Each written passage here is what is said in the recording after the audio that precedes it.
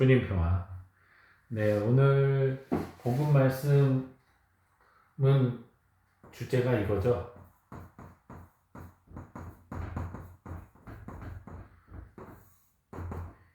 차일디시, 이 어리석은 철부지 어린이. 오늘 그 수호천사 기념일이기도 한데, 그래서 안젤로 축일 맞으신 분들 축하드리고, 어제 말씀 안 드렸는데 소아테레사가 저희 후원회원만 해도 몇백 명이 되세요. 소아테레사 축일 맞으신 분들 어제였지만 진심으로 축하드립니다. 기도 아침에 저희 구독자를 위해서 기도하고 미사도 했어요. 자, 어쨌든 이 어린이와 같이 되라고 예수님이 말씀하셨는데, 뭐 우리 흔히들 여러분 다 아시는 어린이 특징이 일단은 철부지고,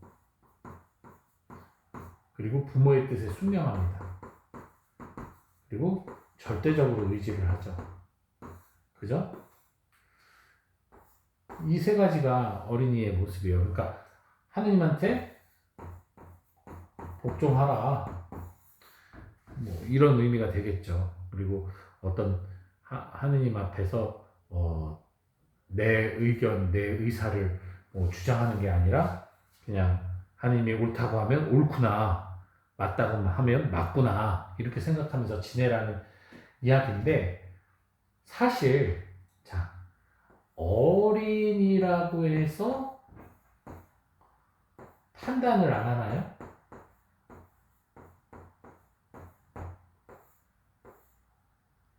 판단해요. 생각도 하고 고집도 피우잖아요. 이거 사줘 저거 사줘 하잖아요. 판단을 합니다. 안 하지 않아요. 그렇기 때문에 이 어린이라는 걸 우리가 조금 오해를 할 수가 있어요. 무조건 하느님 뜻에만 순명하고 하느님만 따르고 자기 생각이 아예 없는, 그럼 그거는 사람이 아니고 그냥 꼭두각시가 되겠죠. 그리고 그냥 노예가 되겠죠. 완전히 세뇌된 노예, 기계, 로봇, 그거죠. 판단이 없는데 그게 무슨 사람이겠습니까? 그런데 어린이는 분명히 판단을 해요. 좋고 나쁜 것도 알고 나름대로 자기 세상 안에서의 논리가 있고 자기 세상 안에서의 원칙도 있고, 부모가 아무리 나쁘다고 해도 자기가 좋은 건 좋다고 생각하고 땡깡 피기도 합니다. 그런데 중요한 건 아까 말한 의존이라고도 하죠. 조금 다른 의미긴 하지만 이 안에서 봤을 때 어린이는 결국은 자신의 뜻을 꺾습니다. 결국은 부모가 하라는 대로 할 수밖에 없어요. 본인이 원하든 원하지 않든. 이게 중요한 겁니다. 판단은 하지만 그 판단을 끝까지 고수하지 않아요. 그리고 여기서 더 중요한 게 있어요. 그래요. 부모가 자식한테 이제 어떤 걸 요구를 해요. 자식이 원치 않는 걸 요구해. 자식이 화가 나고 상처를 받았어. 부모가 강압적으로 한 것에. 근데 이 어린이가, 어른이라면 다르겠지만 어린아이가 부모의 절대적인 어떤 양육에 도움을 받아야만 하는 어린아이가, 아버지, 아빠가 내가 원하는 이것을 안 사줬으니 난 더 이상 아빠를 부르지 않고 나는 이제 알아서 살겠습니다. 우리의 인연 여기까지입니다. 여기까지입니다. 이렇게 말하나요? 그러지 않죠. 땡깡은 필 수 있을지언정 결국은 안 된다면 안 되는 줄 압니다. 그게 자식이죠. 마찬가지요. 하느님이 설령 내가 원하는 뜻을 허락하지 않고 하느님이 원하는 어떤 것을 요구한다 할지라도 물론 상처받고 원망스럽기도 하고 미울 수도 있어요. 하지만 결국은 순명하는 것, 이것이 어린이의 모습이에요. 그렇지만 아까도 말씀드린 것처럼 판단은 할 수 있다는 거죠. 판단은 할 수 있으나 그 판단의 결말을 주님께 맡긴다는 것, 이것이 가장 큰 차이가 있겠죠. 그리고 한 가지 더 말씀드리자면, 어린이는 뭐가 됐든 부모님이 자기가 스스로 내가 이것을 잘못을 했든 안 했든, 이것이 왜 문제인지 알든 모르든 엄마 아빠가 화를 내고 혼을 낸다면 어떻게 합니까? 잘못했어요. 엄마 잘못했어요. 저도 어려서 참 많이 했는데요. 살아남는 방법이죠. 잘못했어요. 잘못했어요. 하고 빕니다. 비록 내가 완전하게 잘못을 이해하지 못했다 할지라도 빌어요. 우리 신앙인들에게도 그게 필요합니다. 사실 이성적으로 봤을 때는 이것이 그렇게 큰 잘못일까? 이것이 큰 문제일까 생각하는 부분도 교회의 가르침에 의해서, 교회 가르침에서 그것이 죄라고 얘기하면 우리 잘못이라고 또 얘기하잖아요. 머릿속으로는 좀 이해가 안 가지만 하나님께 끊임없이 잘못했다고 빌 수 있는 그 마음가짐, 그 자세도 사실 어린아이의 자세예요. 예. 잘못했다고 빌어도 또 빌지 않아도 하느님이 내 자식을 사랑하지 않지는 않죠. 부모가 내가 잘못했다고 안 해도 얄미울 수는 있지만 그렇다고 내 자식이 아닌 게 아니잖아요. 마찬가지입니다. 우리가 하느님께 사과하지 않아도 하느님의 사랑받는 자녀인 것은 변함없지만, 그럼에도 불구하고 자기의 잘못을 용서를 청하는 아이와 그렇지 않은 아이에 대한 부모의 태도가 다르듯 하느님께 용서를 청하고 하느님이 규정한 잘못들에 대해서 본인이 이해를 하든 못하든 따라가려고 하는 사람들은 당연히 하느님의 사랑을 더 많이 받을 수밖에 없다는 거예요. 자, 그리고 마지막 한 가지 더 말씀드리자면, 오늘 복음의 마지막 구절에 우리들의 천사들을 소천사투기라고 그런가 봐요. 우리들의 천사들이 하늘나라에서 하느님을 늘 마주보고 있다라는 얘기가 나오는데, 마주보다라는 것은 이게 서로가 서로를 바라보는 거잖아요.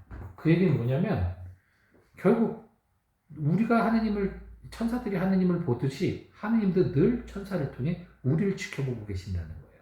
사실 어렸을 때 보면 뭐 잘못하고 거짓말도 하고 어렸을 때 핑계도 대고 막 여러 가지 하잖아요. 핑계도 대고 변명도 하고 하는데, 어렸을 때는 솔직히 이 모든 게 잘 걸려요. 그죠? 부모가 다 알아요.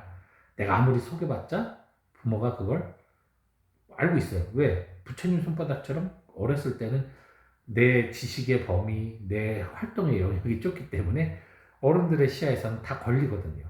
예. 그래서 속여봤자 속일 수가 없어요.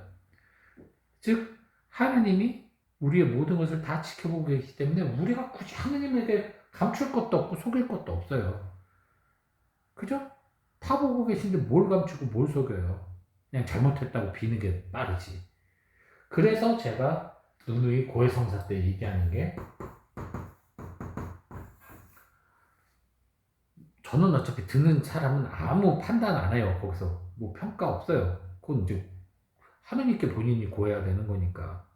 단 죄를 고하지 않고 이제 자기 생각이야 하고 딴 얘기할 때만 사제가 유권적인 판단을 해주는 거죠. 당신 좀 그건 지금 괴가 아니라 엉뚱한 걸 하고 있습니다. 오히려 죄를 고백하러 와서 죄를 짓고 있습니다. 뭐 이런 얘기를 해줄 수 있죠. 근데 일반적으로 나의 죄를 통회하고 고백하는 거에 있어서 말을 잘하든 아주 그냥 시처럼 아름답게 꾸며서 고해성사를 하든, 아니면 그냥 그냥 딱 뭐 거짓말 4번 미사 2번 빠졌습니다, 뭐 누구를 판단 5번 했습니다 이렇게 하든, 아니면 그냥 제가 좀 이런 저런 마음의 아픔과 힘듦이 있어서 참 이게 너무 힘이 듭니다 이렇게 말하든가. 그러니까 어떤 말을 해도 사실 하느님은 그걸 다 알아들을 수밖에 없어요. 왜냐면 하느님은 내가 생각과 말과 행동하는 것을 다 보고 계시니까, 늘 지켜보고 계시니까. 근데 내 쪽에서 자꾸만 하느님이 안 보는 줄 알고 부끄럽고 창피해서 감춘단 말이죠. 그럴 수밖에 없어요. 내가 나를 못 보니까. 내가 나를 어떻게 봅니까? 거울로 봐도 내 절반은 못 보는데.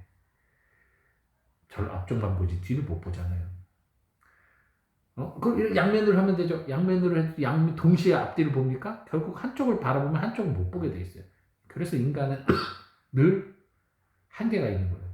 전체를 보고 계신 하느님 앞에 그냥 있는 그대로 나 잘못했어요 라고 빌면 되는 것을 어찌나 그게 부끄럽고 창피한지 말을 못한다는 거예요. 하느님 앞에. 그래서 마치 벌거벗고 있는 걸 부끄럽다고 그렇게 계속 벌거벗고 지냈으면서 부끄럽다고 가리는 것처럼 아기였을 때는 아빠 엄마 손에 벌거벗고 목욕을 맨날 시키고 네다섯 살 될 때도 엄마 아빠가 다 목욕시키고 했었는데 6학년 중학교 고등학교 되면서 나 다 컸다고 이제 안 보여주고 문 잠고 건들기만 해도 막 우와 이러고 우리가 성장했다고 생각하면 생각할수록 하느님에게서 멀어지게 돼 있어요.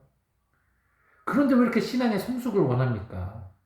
진정한 성숙은요 오히려 더 유치찬란해지는 거예요. 하느님 앞에서 더 유치찬란해지고 더 겸손해지고 더 낮아지는 게 그게 성숙이에요. 뭘 알고 많이 알고 히라버를 유창하게 하고 히브리어를 유창하게 하고 뭐 장절을 외우고 뭐 그딴 게 성숙이 아니에요.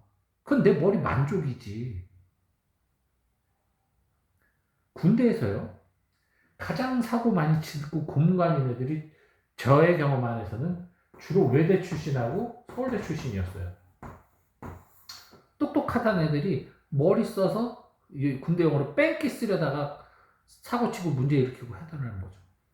이런 애들이 낙오도 되게 많이 하고. 다 그렇다는 얘기는 아닙니다. 머리만 굵으면 그리고 몸에 그것이 실천이 오지 않는 사람은 적응할 수가 없는 거예요. 그러니 여러분 머리를 채우려는 욕구는 어느 정도 내려놓으셔야 돼요. 물론 우리 가톨릭 신자는 머리를 채우려는 욕구는 별로 없는 것 같이 보일 때가 가끔 있습니다. 몇 번을 말해줘도 기억을 못하는 분들이 계시더라고요. 계속 말해도 처음 듣는 것처럼. 그렇긴 하지만 어쨌든 머리로 채우고 공부, 공식으로 어떤 구원의 원리를 깨달으려고 하는 이 일련의 모든 시도들은 진짜 어리석은 행동들이에요. 그건 신앙의 성숙이 아니에요. 신앙의 교만이지. 하느님을 못 만나요. 율법이 그런 거거든요. 하느님의 세우신 가벼운 인간을 위한 법을 끊임없이 공부하고 공부해서 채워넣은 거죠. 머리에. 수백 가지로. 그래놓고 그 율법이 우상이 되어 하느님을 사랑하는 길을 막아버렸잖아요. 똑같은 겁니다. 무슨 공부를 해가지고 요한 묵시록을 통해서 뭐 구원을 받고 아니에요. 하느님 사랑보다 그 공식이 더 중요한데 무슨 자 정말 중요한 거 마지막으로 한 말씀 드리겠습니다. 어린아이가 되라는 게 그거예요. 내가 아버지를 이해하고 어머니를 이해하는데 공부해가지고 학습해서 유전자 그거 조사하고 막 뭐 염색체 계산하고 그렇게 해서 아버지하고 어머니를 이해합니까? 그리고 그렇게 이해하면 사랑이 늘어나요? 아버지에 대한 사랑이 늘어납니까? 유전자 검색을 하고 아니에요. 전혀 아니에요. 그냥 나와 엄마 아빠가 닮았어. 내가 부모가 닮았어. 그리고 부모가 나를 사랑해. 사랑하는 마음, 사랑하는 행동을 보여줘. 쓰다듬어줘. 포용해줘. 감싸줘. 이것이 뭐 사주고 하는 것보다 더 아이들에게 큰 내적 친밀감과 기쁨을 주거든요. 그래서 부유한 아이들 부모가 온갖 것 다 사줘도 부모 사랑 없는 애들이 있는 반면 가난한데도 엄마 아빠가 끊임없이 사랑한다고 스킨십 해주고 포용해주고 이렇게 품어준 아이들이 훨씬 더 부모에 대한 사랑이 깊은 이유가 거기 있는 거예요. 무조건 해준다고 사랑이 늘어나는 게 아니거든요. 더더군다나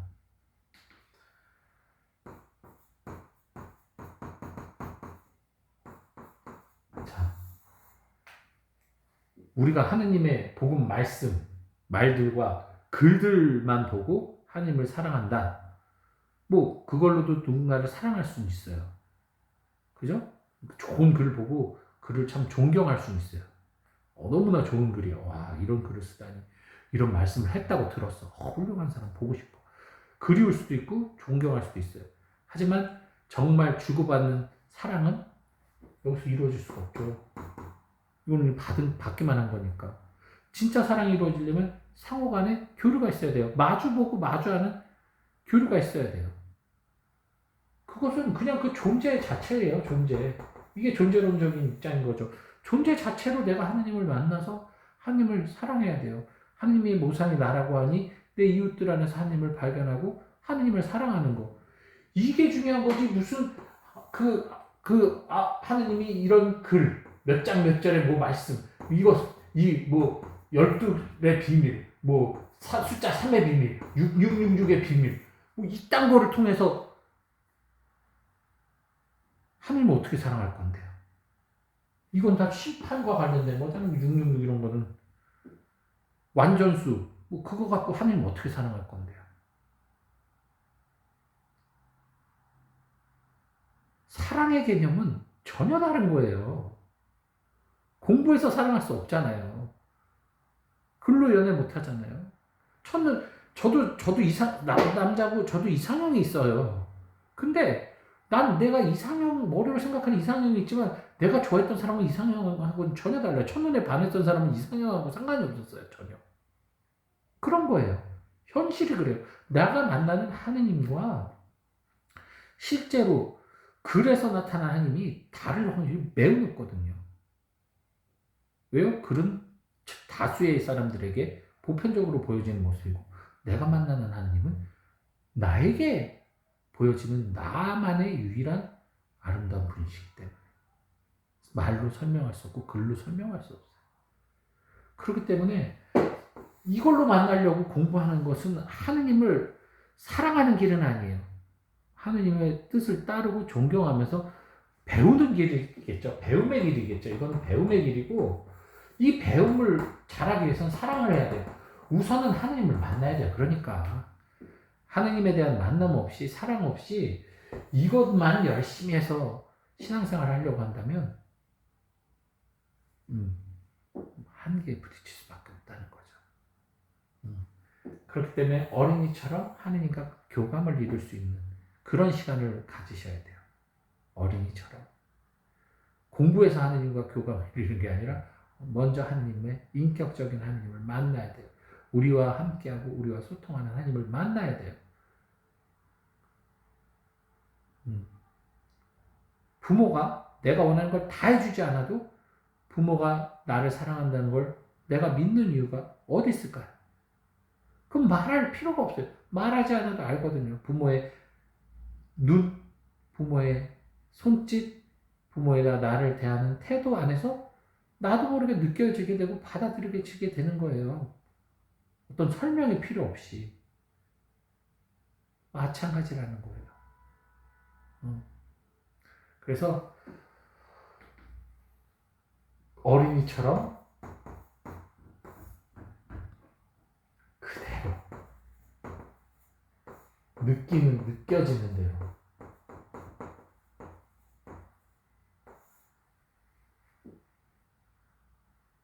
하느님을 체험하시기 바랍니다. 그래서 깊은 사랑 속에서 그 다음 하느님이 이런 일을 하시고 저런 일을 하시고 우리가 아버지 직업을 모를 때는 어렸을 때는 아버지가 나와 안 놀아주는 게 서운하잖아요. 맨날 퇴근하면 맨날 피곤하다고만 하고 나랑 같이 있어주지도 않고 아침에 가지 말래도 나가버리고 그 원망스럽죠. 하지만 조금 크면은 이해하잖아요. 왜 그랬는지. 마찬가지예요. 원망스럽고 그렇다는 건 아버지랑 더 사랑하고 싶은 마음과 욕구가 있기 때문이에요. 그래서 나중에 그런 아버지를 사랑하는 마음이 그대로 유지된 채 크면 아버지가 나를 위해서 이렇게 열심히 일을 하셨구나 라는 걸 깨닫게 되죠. 다만 이 차이는 뭐냐면 피곤하다고 인간의 아버지는 직장에서 퇴근하면 피곤하고 뭐 힘들다고 애들하고 놀아주지도 않고 냅둬를 두지만 하나님은 그런 분이 아닌 거. 성실하신 분이죠. 하나님은 늘 일하시고 계세요. 그래서 하나님은 나에게 많은 시간 위로를 주시고 평화를 주세요. 여러분들이 일상 속에서 자주자주 느껴지는 그 편안함, 그게 일상이라서 잘 모르겠지만 편안함, 그리고 뭐 안락함, 가만히 멍 때리고 있는 그런 시간이 사실 하나님과 함께하는 시간이에요. 그걸 우리가 인지하지 못했기 때문에 모르는 거지. 그러니 여러분 오늘 제가 간만에 강의를처럼 오늘 좀 길게 하고 있는데 하나님을 느껴지는 대로 만나시고 어린이처럼 있는 그대로 부모를 어린이가 이유불문하고 사랑하듯이 하나님을 사랑하시면서 비록 내가 이해 못하고 깨닫지 못한 부분이 있다 하더라도 하나님께 잘못했습니다. 용서를 청할 수 있는 그런 유치함과 더불어 또 있죠. 하나님을 자랑스럽게 여기면서 늘 날 지켜보고 계신다는 확신성 속에 있는 그대로 나를 드러내 보이시고 그리고 하느님의 글이나 말씀 어떤 그것만으로 하나님을 온전히 사랑할 수 없으니 하나님과 인격적인 만남을 가지시길 바랍니다. 여기까지 해서 오늘 성경 복음 묵상으로 하려고 했던 게 강의식이 되어버렸네요. 예, 여기까지 오늘 시간 마치도록 하겠습니다. 주님 평화.